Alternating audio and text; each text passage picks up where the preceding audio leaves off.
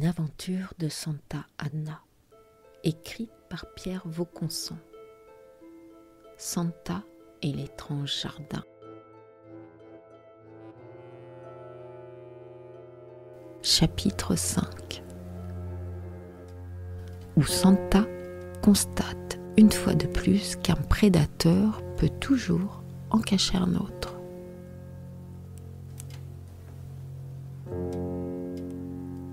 La réunion avec Émir Dragan doit se tenir dans l'une des plus belles roseraie de la région lyonnaise, l'une des régions capitales dans l'histoire de la rose, et plus généralement de l'horticulture. Paul Hirson, son propriétaire, est un obtenteur de renom qui, dans les 10 dernières années, a créé 4 cultivars, qui à eux seuls auraient suffi à assurer sa fortune. Ces cultivars ont coché toutes les cases d'une grille d'évaluation particulièrement exigeante.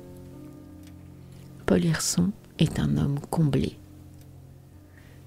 Il nous reçoit, Émile Dragan, Yves Delétang, qui s'est fait un peu prier pour venir, et moi-même dans sa bibliothèque presque entièrement consacrée à ce qu'il appelle les arts agricoles, qui vont, selon lui, et sans préséance aucune, de l'horticulture à la sylviculture, en passant par l'agriculture, l'arboriculture, la viticulture et bien sûr par l'art des jardins.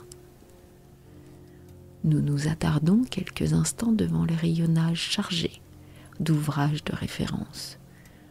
Olivier de Serres, dans une édition originale de 1630. Le parfait jardinier de la Quintigny, exemplaire ayant appartenu à Jean-Baptiste Colbert, seigneur de Seignelay. Une collection complète des planches de Redouté, conservées dans un cartonnier. Des lettres de Bonpland à Joséphine et la liste détaillée de ses expéditions de semences nouvelles depuis la Vera-Cruz, et aussi un très bel ouvrage présentant face au texte de Colette les aquarelles de Dufy et bien d'autres merveilles d'une littérature qui ne craint pas d'être savante. Nous traversons ensuite une serre où sur de longues tables sont alignées des rangées de pots d'où dépassent parfois quelques feuilles. Sous la haute verrière vont et viennent en silence des jardiniers, filles et garçons, qui ressemblent plutôt à des laborantins. Enfin, nous accédons à la roseraie qui fait l'orgueil de notre hôte. Sans doute faut-il être initié, et ce dès l'enfance, pour apprécier à sa juste valeur un tel spectacle.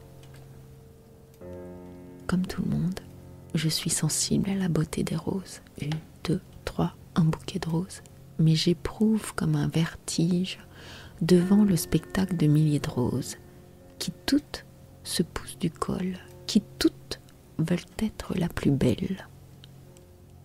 Les 2 professionnels qui m'accompagnent, Dragan et Delétang, se sont arrêtés devant un rosier qui semble les étonner. Ils débattent et sollicitent l'avis du rosiériste qui, tout en éclairant leur lanterne, nous installe autour d'une table ronde protégée par un parasol.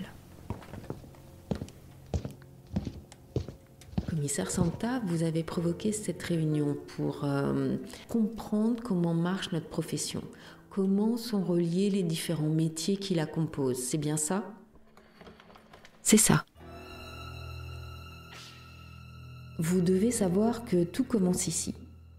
Je veux dire chez les obtenteurs ou hybrideurs qui cherchent et élaborent les variétés nouvelles, les semences nouvelles qu'ensuite cultiveront les sylviculteurs, les horticulteurs, les agriculteurs, etc.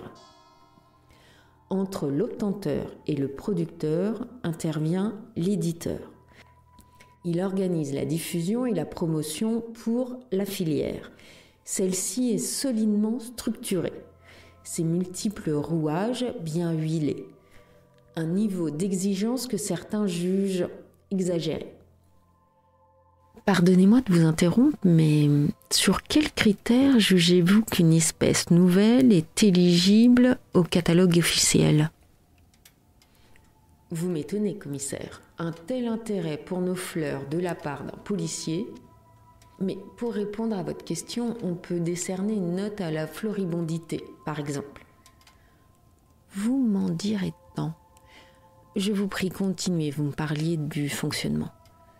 Oui, le fonctionnement. Tout fonctionne plutôt bien. Cependant, nos succès font des envieux et pas seulement dans notre grande famille. Depuis quelque temps, nous sommes attaqués par des prédateurs qui agissent masqués et ça nous inquiète, même si très peu d'entre nous ont eu à en souffrir. Cela va de l'espionnage industriel au hacking de nos données en passant par le vol pur et simple de nos semences et de nos plants.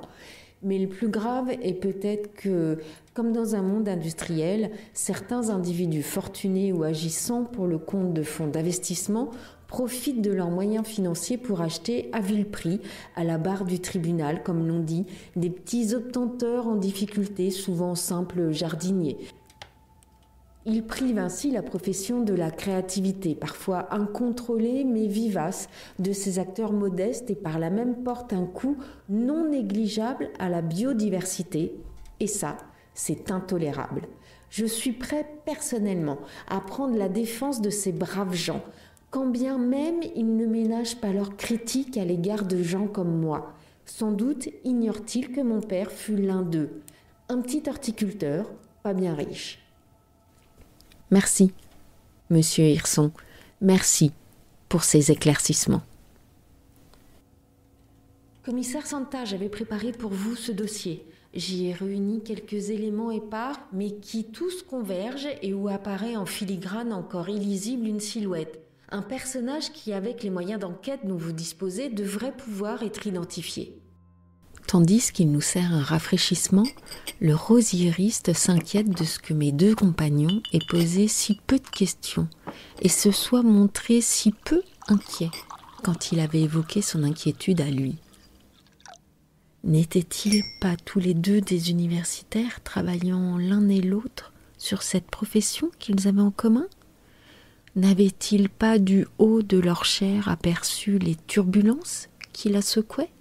Il est vrai à bas bruit. Était-il indifférent aux problèmes de ces femmes et de ces hommes moitié agriculteurs, moitié poètes ? Sans doute, cher monsieur Hirson, qu'ils connaissent trop bien tout ce que vous m'avez révélé, et ce, contrairement à moi, qui suis un total béotien. Merci encore pour votre accueil et pour ce dossier.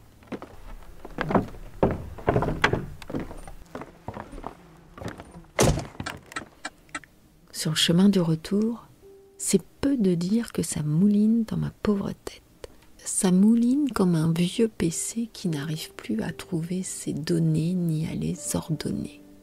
Je confie le volant à Delétang, fais en sorte que Dragan monte devant à côté de lui et m'installe à l'arrière. De retour à l'hôtel de police en fin d'après-midi, force m'est bien de constater que l'imbroglio résiste. On est à J+4 et aucun des fils sur lesquels je tire ne me permet de dérouler la pelote.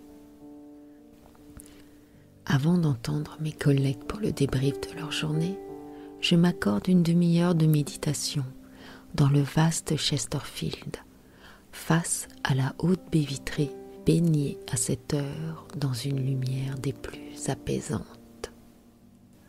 Un verre de Toguchi achève de me détendre.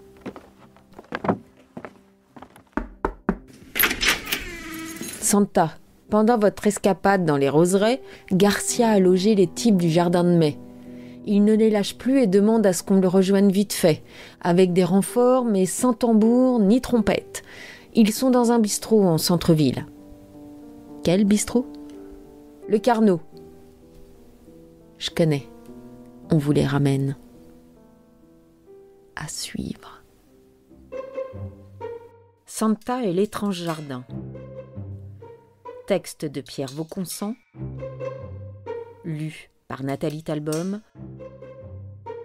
Production Theta Presse.